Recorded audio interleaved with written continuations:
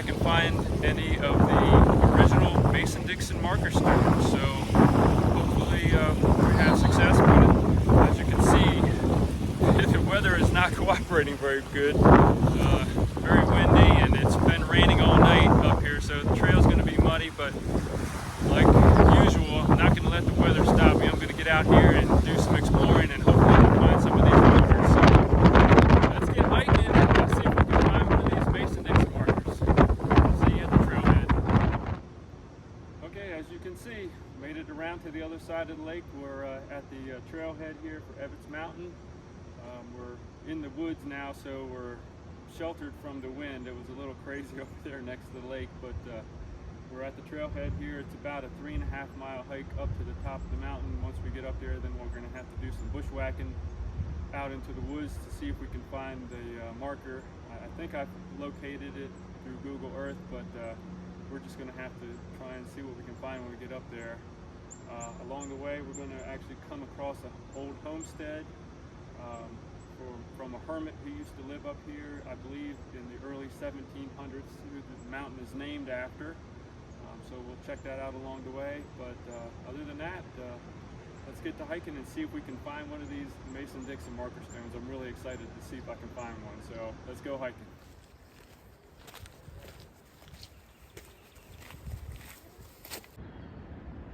All right, this is interesting. So on the left side of the trail, which kind of backs up to the campground over here, signs posted no hunting, weapons prohibited.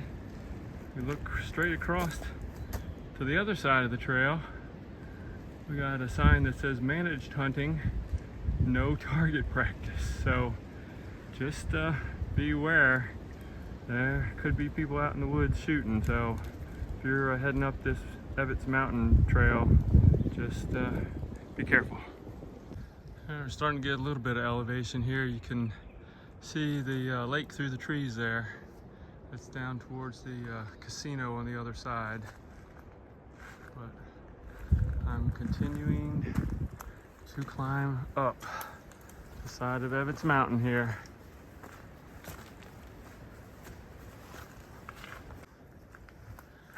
Alright, we're coming up on a little split in the trail here. Going to the right, that's the called the Rocky Trail. That would head back towards the campground, but we're going to stay here to the left on the Blue Blaze Trail, which is the Evitt's Mountain Trail. Have a little break here before we start the final incline. Alright, looks like here's yet another junction in the trail, and there's a sign here that says the footbridge is out of commission at the moment, so continue at your own risk or maybe find an alternate way around. I'm just going to keep on going and see what happens when we get to the bridge and see if we can figure out how to get across. Alright, looks like I'm coming up on a little low spot in the trail. Looks like it's pretty much going to be a river to get across this thing. I don't think it's what they were talking about. There's no bridge here, but so much rain last night that everything's washed out. But you know, not a big deal.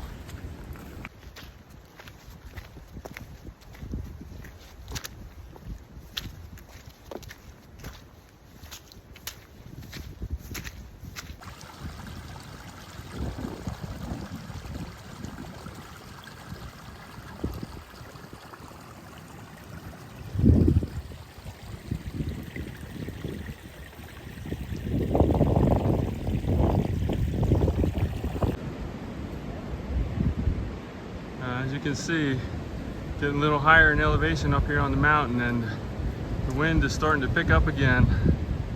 And it's really whipping those trees around. But at least down here on the surface, it's still pretty bearable. But yeah, very windy up here and overcast. I hope it doesn't start raining on me.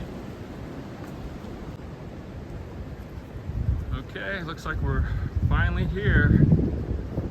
It's been probably about 2.4 miles since we left the trailhead, and looks like we got a little spur over here to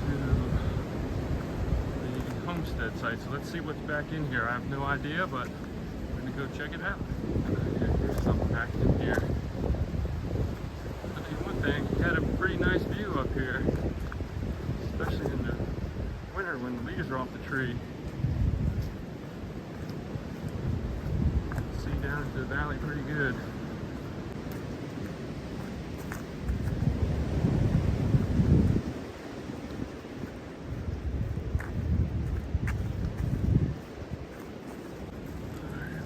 This is, got something blocked off. This possibly could have been where he had his well dug, and they don't want anybody getting hurt on that. Yep, that's the original well that he had dug up here on the top of the mountain. And looks like there's a little sign here. We'll walk over, zoom in on that. If you want to read it, you can stop the video and sign here.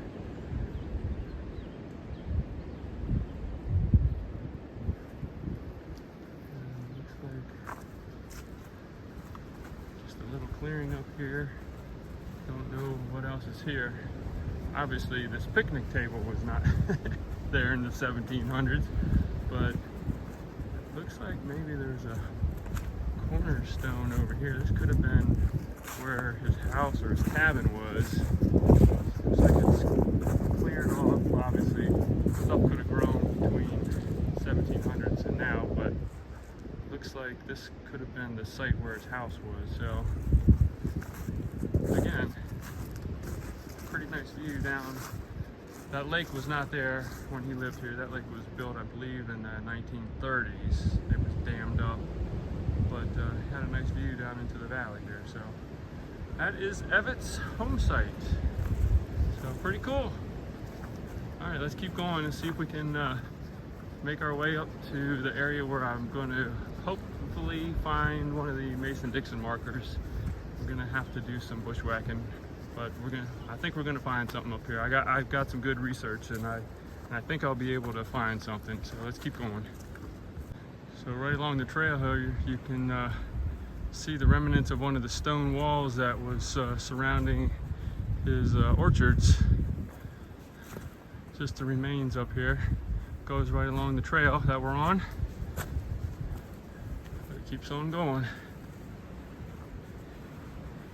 Definitely an old stone wall. Pretty cool.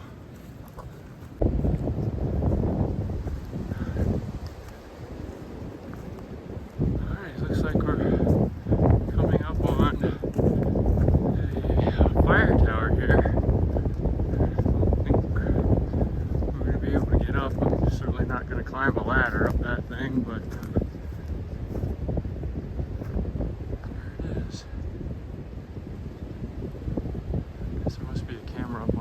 to check if there's any smoke anywhere. It kind of looks like it's abandoned. It looks like there was electric at one point, but it's disconnected. There's the power pole over on this side.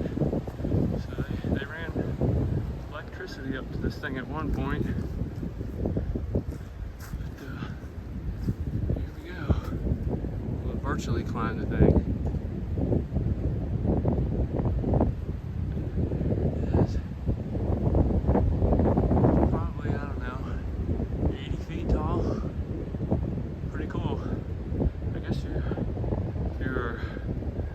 Adventurous, you could climb. There's the ladders right here, and you can definitely get to it, but that's not for me.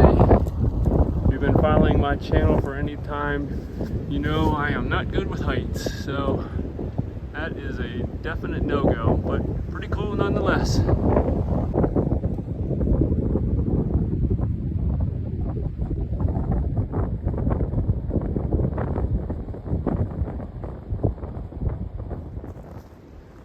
Guys, check it out. Here is the marker for the state line. So we're heading into Pennsylvania, heading this way on the trail, going north. And there, Mason-Dixon line right there. And then now I'm in Pennsylvania. And if if I'm looking south on the trail here, I am now heading into Maryland. So now that we've made it up here to the top and we're at the state line, now I got to start zigzagging through the woods here to try to find the actual Mason-Dixon marker. I don't know exactly where it is, but I'm going to try to kind of make a grid pattern here and see if I can find it, and I'll let you know if I get lucky. Okay, so walking through the woods here trying to find this thing. I don't know. Been out here for a while, but I'm not going to give up until I find it. So let's keep on going.